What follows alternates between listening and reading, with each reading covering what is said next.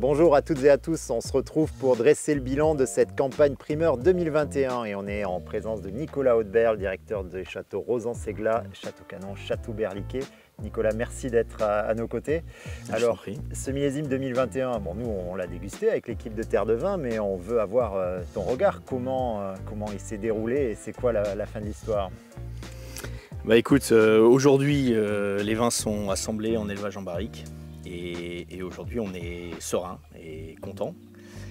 Ça n'a pas toujours été comme ça, parce que ça a été un millésime compliqué, un millésime d'engagement, de sacrifice. Il a fallu se battre d'un bout à l'autre de la saison, parce qu'on a eu des épisodes climatiques compliqués.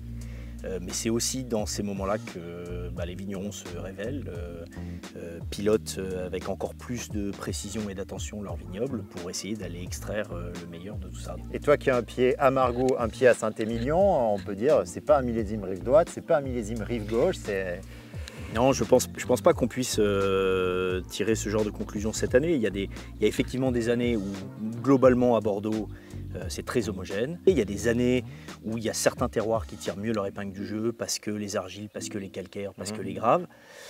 Et puis il y a des années où les à-coups climatiques ont été tellement importants et tellement localisés, les choix de chacun ont fait que petit à petit les chemins se sont écartés et on se retrouve dans un millésime d'identité lié à chaque propriété, à chaque choix de chaque vigneron jour après jour. Mais ça fait à la fin des résultats très spécifiques, très identitaires et qui va faire pour le consommateur peut-être un millésime plus difficile à appréhender parce qu'il n'est pas homogène, mais un millésime passionnant. Quel regard tu portes sur cette campagne primeur qui vient de se terminer? Alors c'est une campagne primeur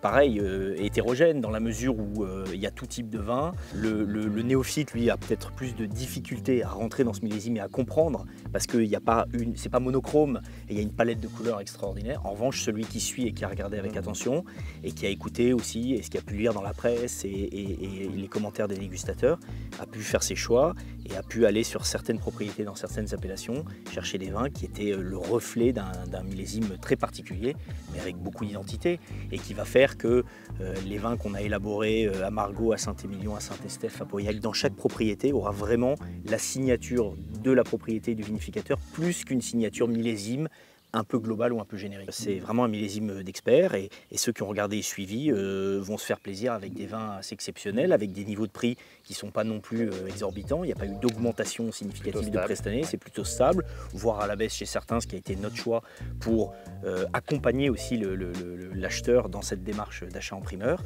et d'offrir des vins qui sont quand même dans un style historique bordelais assez classique, puisqu'on a des vins qui sont frais, qui ont une belle acidité, qui ont une belle tenue, donc qui ont moins de démonstration dans leur jeunesse, mais qui vont traverser le temps avec magie. Et c'est des bouteilles qu'on va retrouver et qu'on va ressortir de nos caves dans 5 ou 10 ans, avec lesquelles on prendra énormément de plaisir. Eh ben on y sera. Merci Nicolas.